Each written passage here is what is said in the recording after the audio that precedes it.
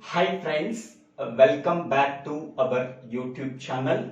Today we have to discuss about convoy effect in FCFS scheduling algorithm in operating system course. First of all, what is FCFS? FCFS stands for first come first serve scheduling algorithm. It is the basic and first scheduling algorithm. It is easily understood by anyone. It is easy to implement. These are the advantages of first come first serve scheduling algorithm.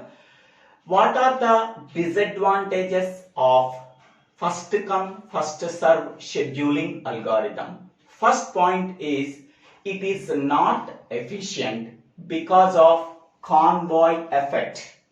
Second point, it is not used in modern operating systems.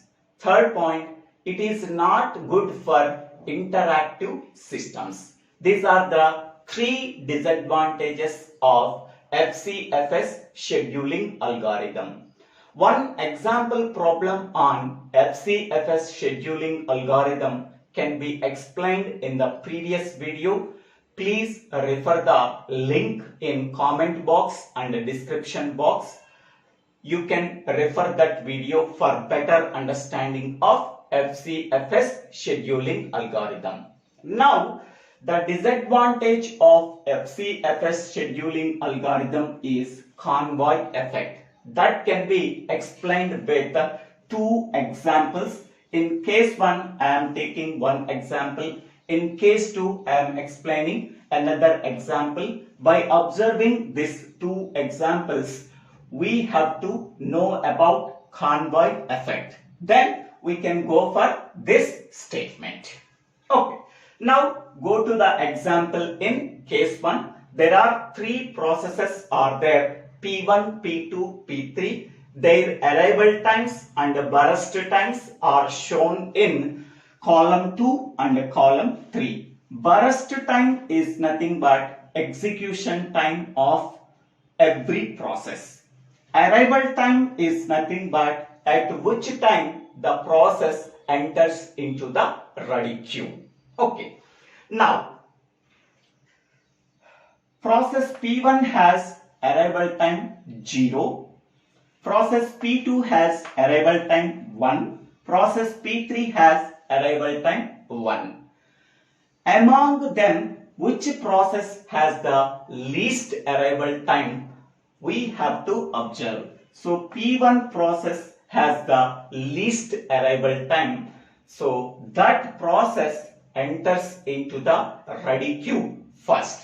So, P1 process enters into the ready queue at 0 units of time. So, P1 process can execute for 50 units of time. Once 50 units of time is completed, the CPU can be released from that process P1 because it completed its execution. Once it can be released from the CPU at 50 units of time, next which process enters into the ready queue?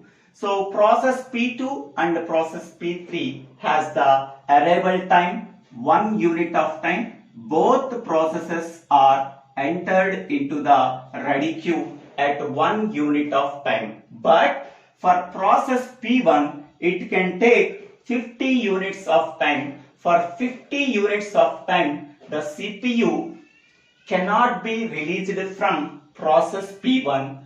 Because of that reason, P2 and P3 processes can wait 50 units of time in the ready queue. Once 50 units of time is completed, then among that two processes, one process enters into the ready queue. For that process, we are allocating the CPU. Okay.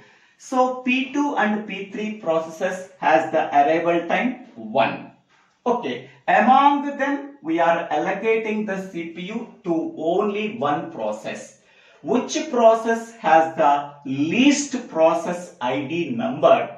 For that process, CPU can be allocated. Among them P2 and P3, so P2 process has the least process ID number. For P2 process ID number is 2. For P3 process ID number is 3. Among them, which process has the least process ID number? P2. Now, for P2 process, we are allocating the CPU. So, at 50 units of time, P2 process, we are allocating the CPU. P2 process can execute 1 unit of time. So, 50 plus 1, so that is 51. At 51 unit of time, so CPU can be released from P2 process because P2 process completed its execution. Now P3 process enters into the ready queue at 1 unit of time. It can wait for 51 units of time until the CPU is released from P2 process. Once P2 process releases the CPU, now the CPU can be allocated for P3 process at 51 units of time. P3 process can do its execution for 2 units of time. So 51 plus 2, that is 53. So at 53 units of time, so CPU can be released from P3 process. Now the ready queue is empty. Okay, so how much time can take for completing the execution of 3 processes? 53 units of time required for completing the execution of 3 processes. So the execution of FCFS scheduling algorithm, that is a scheduling of FCFS scheduling algorithm by the CPU, can be shown by using a chart called Gantt chart. Okay. Now, what is the turnaround time? So turnaround time is nothing but the difference between the completion time and arrival time. Completion time can be denoted by CT minus arrival time can be denoted by AT. The difference between the completion time of each and every process minus arrival time of each and every process, that can be calculated. So we are getting the turnaround time. The completion time of P1 process is 50 units of time. The completion time of P2 process is 51 units of time. The completion time of P3 process is 53 units of time. Okay. Now, arrival time of 3 processes are 0, 1, 1. Now, turnaround time of process P1 is nothing but completion time of process P1 minus arrival time of process P1. Process P1 completion time is 50, so minus arrival time of process P1 is 0. 50 minus 0, that is 50.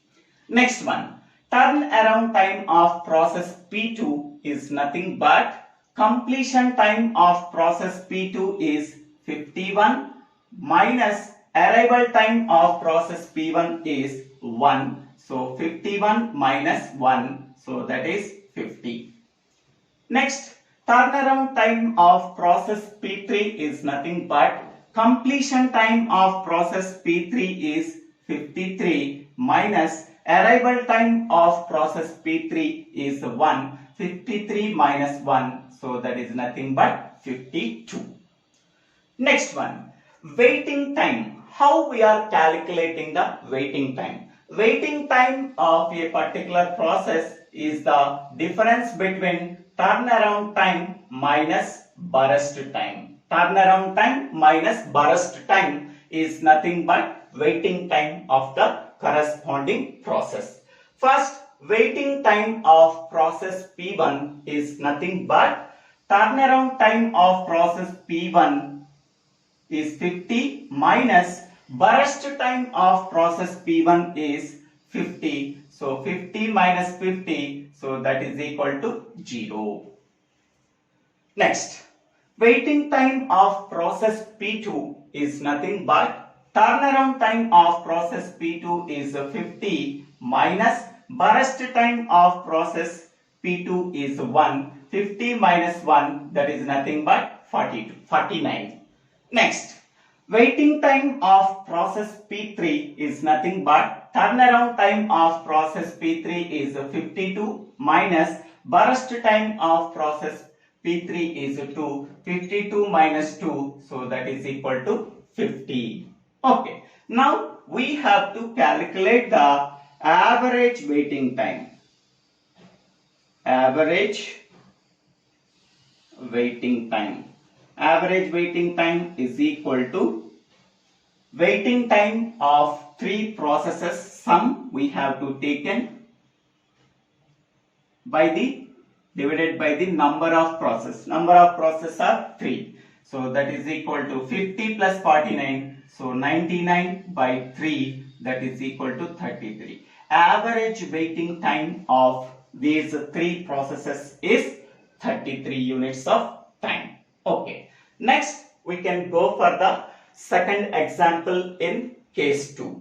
Okay. Here P1, P2, P3 are the process IDs, and average arrival time and burst time of 3 processes are shown in second and third column. Okay. Initially, the ready queue is empty. The CPU cannot be allocated to any process. Now, observe the arrival time of 3 processes. Which process has the least arrival time? That process enters into the ready queue first. Okay. Here, P2 process has the arrival time 0 and P3 process has the arrival time 0. So here P2 and P3 processes are enters into the ready queue at 0 units of time. The CPU can be allocated to only one process among the 2 processes. For which process the CPU can be allocated? So among the 2 processes, which process has the least process ID? For that process, CPU can be allocated. Among P2 and P3, process P2 has the process ID number 2. Process P3 has the process ID 3. So, among them, which process has the least process ID? P2. Now, CPU can be allocated to P2 process. Okay, so P2 process enters into the ready queue at 0 units of time.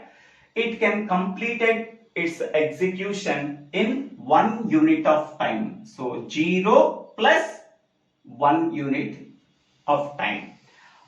After completing 1 unit of time, P2 process completed its execution. Then CPU can be released from the P2 process. Now P3 process enters into the ready queue at 0 units of time, but it can wait for 1 unit of time. At 1 unit of time, P3 process enters into the ready queue. The CPU can be allocated to P3 process.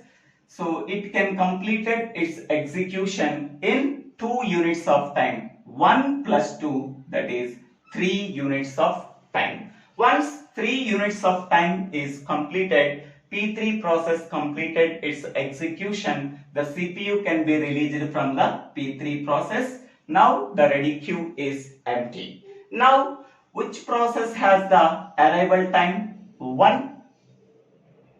So this is 1. At 1 unit of time, P1 process enters into the ready queue. Okay, it can wait for 2 units of time because for completing the P3 process, it can take 3 units of time. Okay, but P1 process enters into the ready queue 1 unit of time, it can wait for 2 units of time. Then P1 process enters into the ready queue at 3 units of time. It completed its execution. It can take 50 units of time. 3 plus 50, so that is 53 units of time. At 53 units of time, so P1 process completed its execution. Then the CPU can be released from the P1 process. Now the ready queue is empty. Okay, so that process can be shown by using a chart called Gantt chart. Okay, now what is the completion time of P2 process is 1 unit of time. What is the completion time of P3 process is 3 units of time. What is the completion time of P1 process is 53 units of time. Completion time of P1 process is 53 units. Completion time of P3 process is 3 units. Completion time of P2 process is 1 unit of time. Now, we have to calculate the turnaround time and waiting time. So, turnaround time, it can be calculated the difference between completion time minus arrival time. The turnaround time for process P1 is nothing but completion time of process P1 is 53 minus arrival time of process P1 is 1. 53 minus 1, that is equal to 52 units. Next, turnaround time of process P2 is nothing but completion time of process P2 is 1 minus arrival time of process P2 is 0. 1 minus 0, that is equal to 1. Next, turnaround time of process P3 is nothing but completion time of process P3 is 3 minus arrival time of process P3 is 0. 3 minus 0 is equal to 3. Next we have to calculate the waiting time. So waiting time is nothing but the difference between turnaround time minus burst time is nothing but a waiting time of a corresponding process. Waiting time of process P1 is nothing but turnaround time of process P1 is 52 minus burst time of process P1 is 50. So 52 minus 50, that is equal to 2. Next, waiting time of process P2 is nothing but turnaround time of process P2 is 1 minus burst time of process P2 is 1. 1 minus 1, that is equal to 0. Next, waiting time of process P3 is nothing but turnaround time of process P3 minus burst time of process P3. 2, 3 minus 2, that is equal to 1. Next, we have to find out the average waiting time. Average waiting time.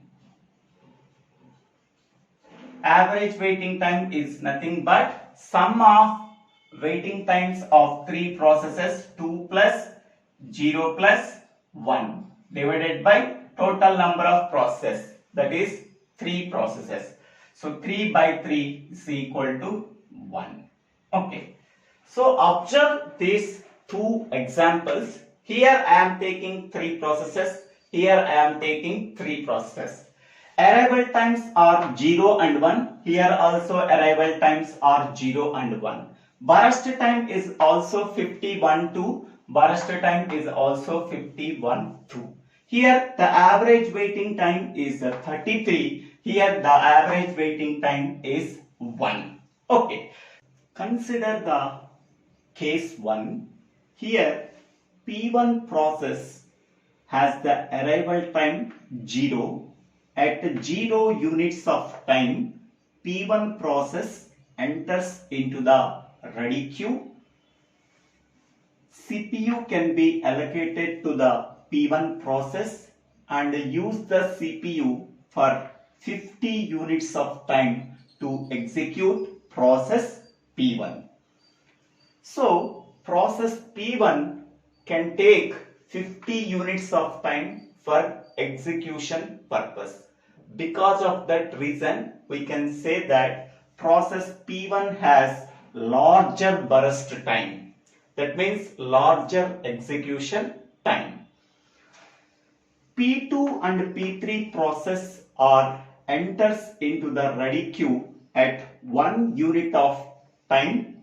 They can wait for P2 process wait for 50 units of time to get the CPU from process P1.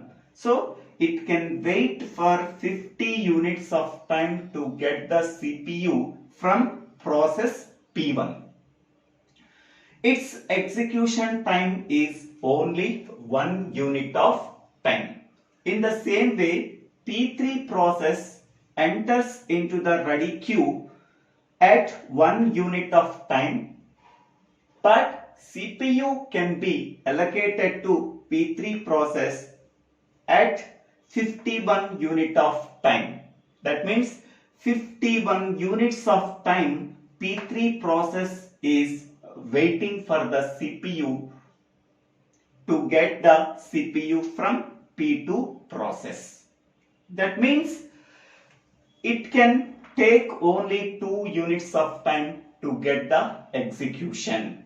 So that means P2 and P3 processes have smaller burst time, whereas P1 process has larger burst time.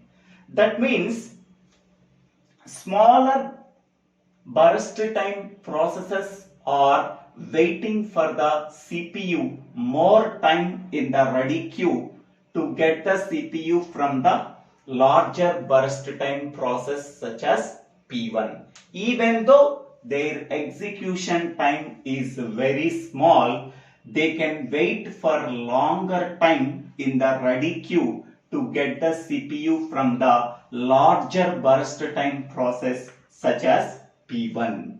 Because of that reason, average waiting time is also more. Okay, simply we can say that longer processes, that is nothing but larger burst time process. Okay, they can take more execution time. So more execution time is nothing but they have to use the CPU for more units of time.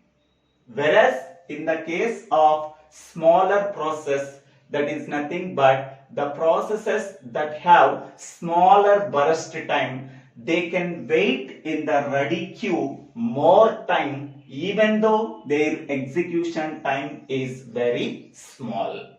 Okay, because of that reason, average waiting time for case 1 is also more. Okay, whereas in the case of case 2, here first P2 and P3 processes are enters into the ready queue. So CPU can be allocated to P2 process for 1 unit of time. So after 1 unit of time, the CPU can be released from process P2.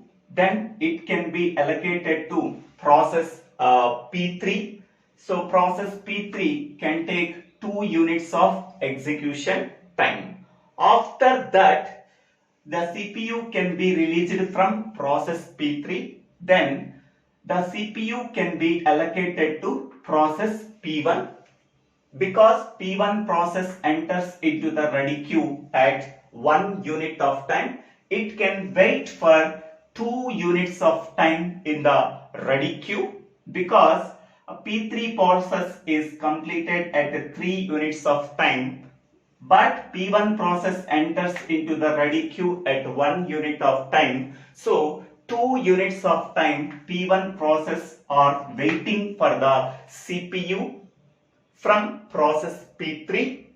Once process P3 completed its execution at 3 units of time, the CPU can be released from the process P3. After that, the CPU can be allocated to the process P1. Okay, here first smaller processes are enters into the ready queue.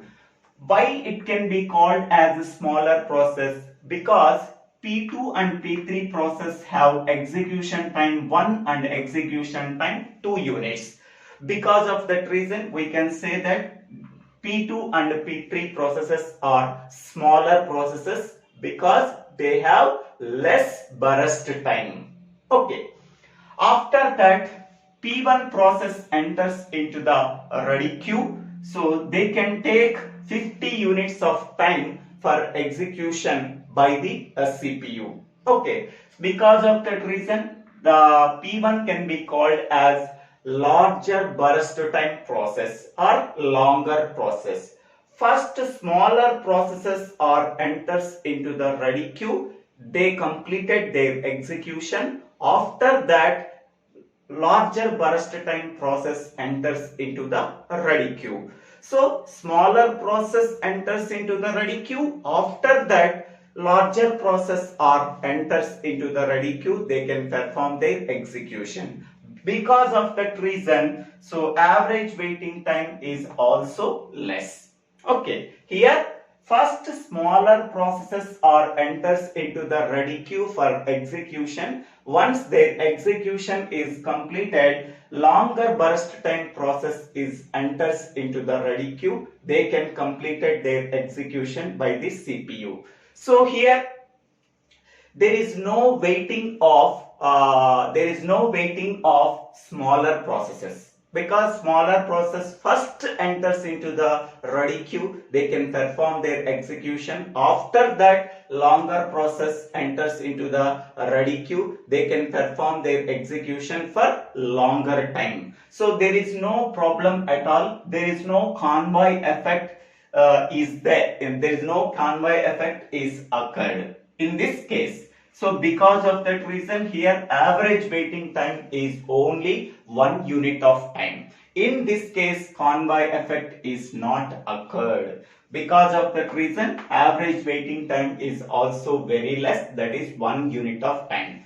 Whereas in case 1, first longer process is entered into the ready queue. That means the process that has the larger burst time that can be entered into the ready queue, that can take 50 units of time to complete their execution. After that, smaller process enters into the ready queue. They can wait longer time to process their execution, even though their execution time is also very less, even though their burst time is also very less. Here, smaller processes are waiting in the ready queue for more time to get the CPU from the longer process P1, because P1 has execution time 50 units of time. Okay, for 50 units of time, P2 and P3 processes are waiting in the ready queue.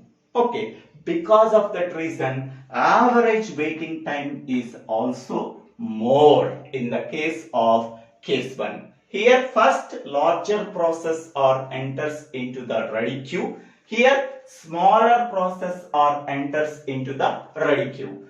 Here smaller process enters into the ready queue after the longer process. Because of that reason, they can wait more time to get the CPU from the longer process such as P1.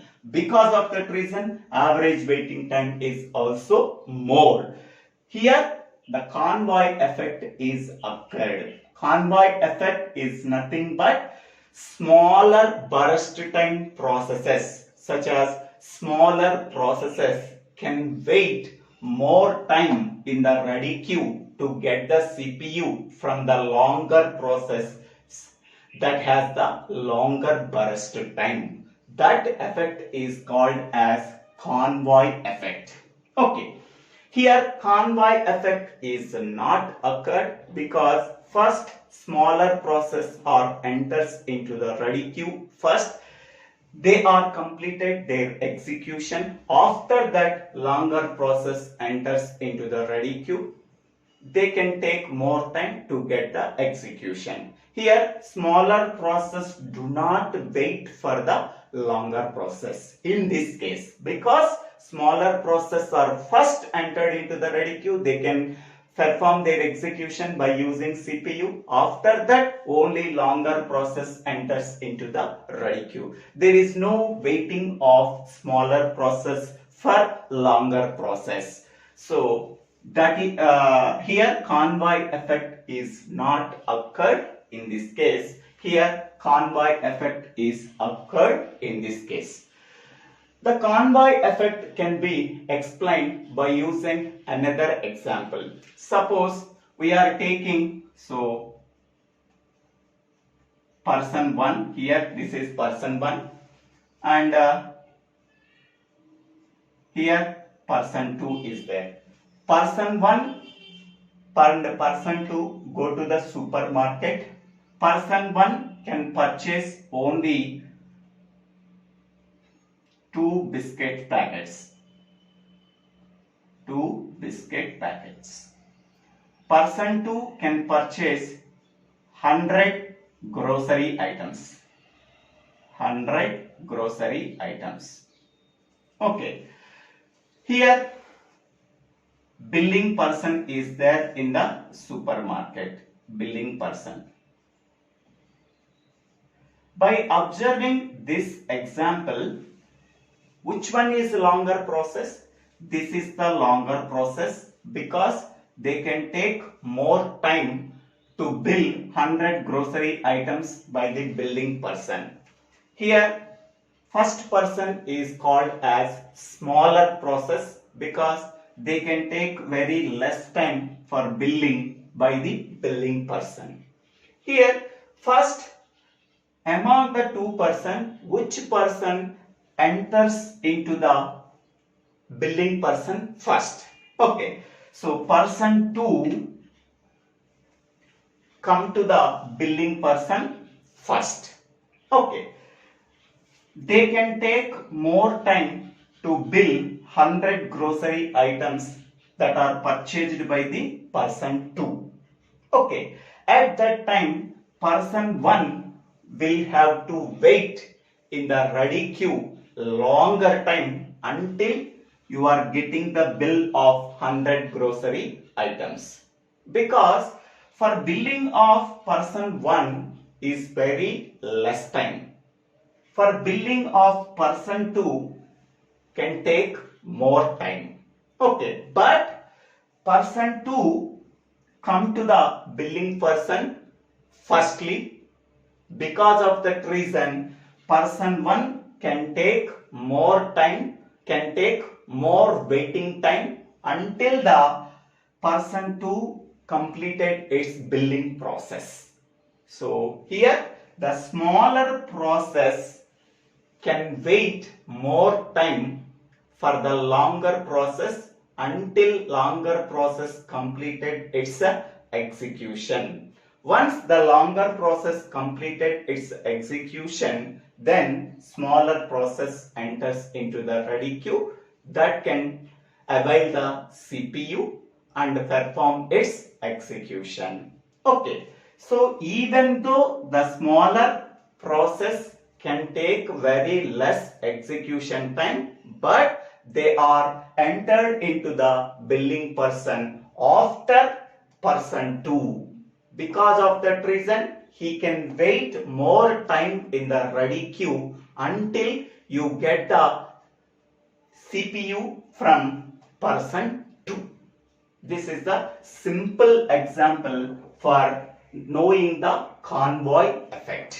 Okay, now we can go for the statement. If processes with larger burst time arrived into the ready queue. Here, person 2 is the larger burst time. They are entered into the ready queue first. That means they are person 2 enters into the billing person first before the process with the smaller burst time. Okay, among the two persons, which person comes to the billing person first? Larger burst time process. Larger burst time process is nothing but person 2. Okay, because of that reason, smaller process have to wait for a longer time. So, smaller process is nothing but person 1 can wait for a longer time until you get the CPU released from the longer process. Okay, so that means person 1 can wait more time to get the billing from the billing person until person 2 completed their billing process.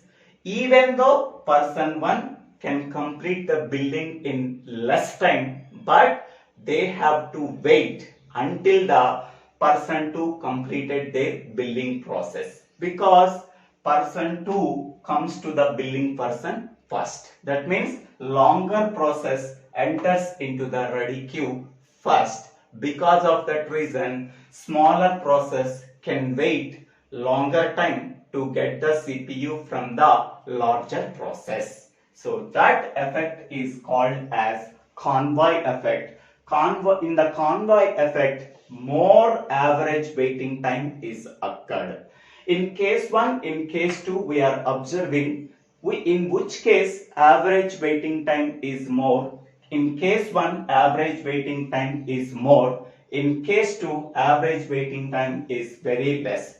In which case average waiting time is more and more, in that case convoy effect is occurred. Okay.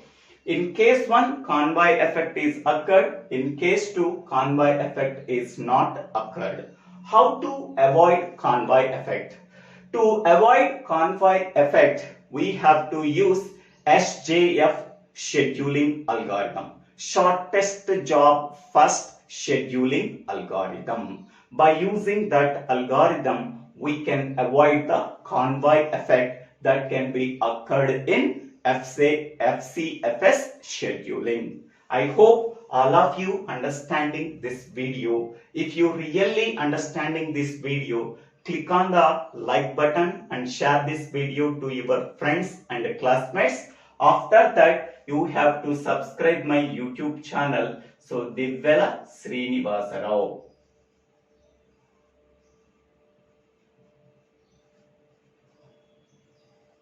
So after subscribing, click on the bell icon to get the future updates in my YouTube channel. If you have any doubts, please put your doubts in the comment section. I will try to clarify your doubts. If you really like this video, please subscribe my YouTube channel, DIVVELA SRINIVASA, and go to the playlist called Operating System and watch all the videos. Thank you. Thank you one and all for watching this video.